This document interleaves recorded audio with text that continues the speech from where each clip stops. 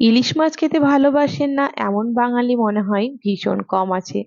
তো নমস্কার, আমি তাপসী রান্নাঘরে সকলকে অনেক স্বাগত জানাই। চলে এসেছি আবার একটি সম্পূর্ণ নতুন রেসিপি নিয়ে। আজকের রেসিপি ইলিশ ভাপা, একটু অন্যরকম।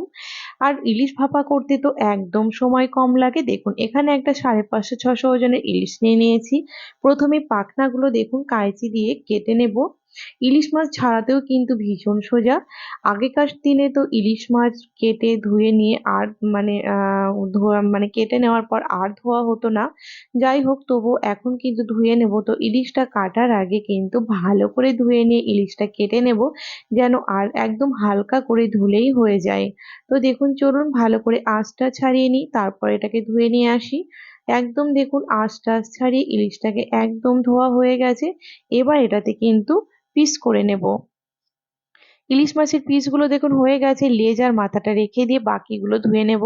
আর এখানে একটা নিয়ে নিয়েছি পাত্র, তার মধ্যে 2 চামচ সাদা সর্ষে, 1 চামচ কালো সর্ষে, 4টে কাঁচা লঙ্কা দিয়ে আমি পেস্টটা বানিয়ে নিয়েছি। আর এর মধ্যে দিয়ে দিলাম পরিমাণ মতো হলুদ গুঁড়ো, পরিমাণ মতো নুন, কয়েক দানা দিয়েছিলাম চিনি, একেবারে কয়েক দানা। আর এখানে দিয়ে দিয়েছি সর্ষের তেল। তো এখানে 4 চামচ মতো সর্ষের তেল দিয়েছি। সর্ষের তেল ছাড়া তো ইলিশ মাছ ভাপা একেবারেই সম্ভব নয়। ভালো করে এবার মিশ্রণটাকে রেডি করে নেব।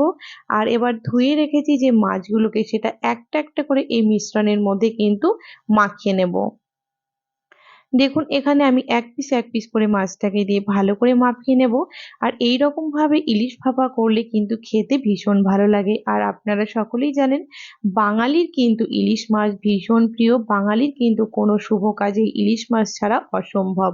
তো ভালো করে ইলিশটাকে এবার মাখিয়ে নিচ্ছি আমি।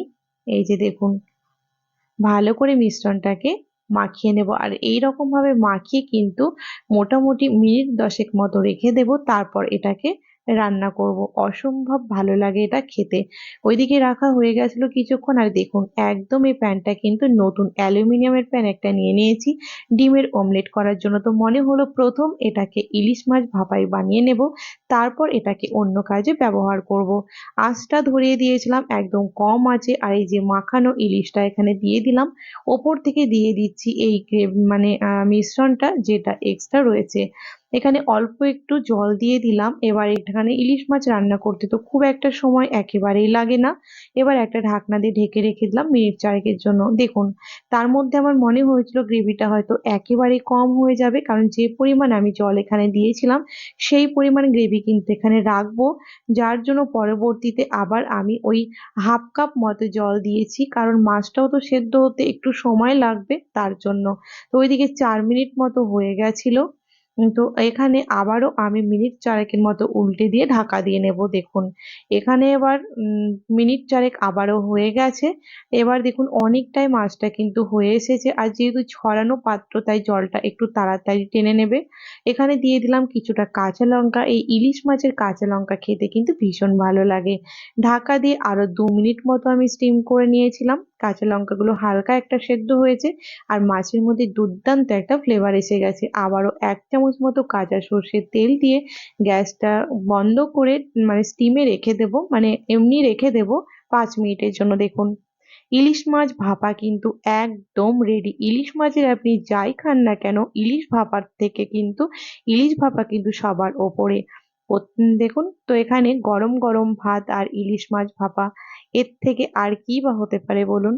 চলুন, ইলিশ মাছ ভাপা তো রেডি হয়ে গেছে। এবার একটা পাত্রে এটাকে নামিয়ে নেব। আর যারা এখনো আমার চ্যানেলটিকে সাবস্ক্রাইব করেনি, তাদের অনুরোধ জানাচ্ছি, যারা ইউটিউব থেকে দেখছেন প্লিজ আমার চ্যানেলটিকে সাবস্ক্রাইব করে পাশে থাকা বেল আইকনটি প্রেস করবেন, যেন আমি নতুন ভিডিও আপলোড করার সাথে সাথে নোটিফিকেশন প্রথম আপনাদের কাছেই পৌঁছে যায়। আর যারা ফেসবুক পেজ থেকে দেখছেন প্লিজ পেজটিকে ফলো করে দেবেন। এই যে দেখুন, যেই পরিমাণ ফার্স্ট টাইমে আমি এখানে জল দিয়েছিলাম সেই পরিমাণ এখানে আমি গ্রেভিটা রেখেছি, যার জন্য পরবর্তীতে একটু জল দিয়েছিলাম। এইবার বলুন ইলিশ ভাপাটা দেখতে কেমন লাগছে। অসম্ভব সুন্দর লাগছে, আর খেতে ছিল দুর্দান্ত, কারণ ইলিশের টেস্টটাও ভীষণ ভালো ছিল। আর ভাপাটাও কিন্তু অসম্ভব ভালো হয়েছিল, দেখে নিশ্চয়ই বুঝতে পারছেন। আর এই রকম ইলিশ ভাপা থাকলে ভাতের সঙ্গে আর কোনো কিছু প্রয়োজনই নেই, সাথে ছিল এই কাঁচা লঙ্কা। তো আমার রেসিপি যদি আপনাদের ভালো লেগে থাকে তাহলে লাইক শেয়ার করতে ভুলবেন না। কমেন্টে অবশ্যই জানাবেন ইলিশ ভাপা রেসিপি আপনাদের কেমন লেগেছে। ভালো লাগলে আপনারাও বাড়িতে বানিয়ে সেটাও আপনারা আমাকে জানাবেন। তো আজকের রেসিপি এই পর্যন্ত। টাটা। দেখা হবে আবার একটি নতুন রেসিপির সাথে।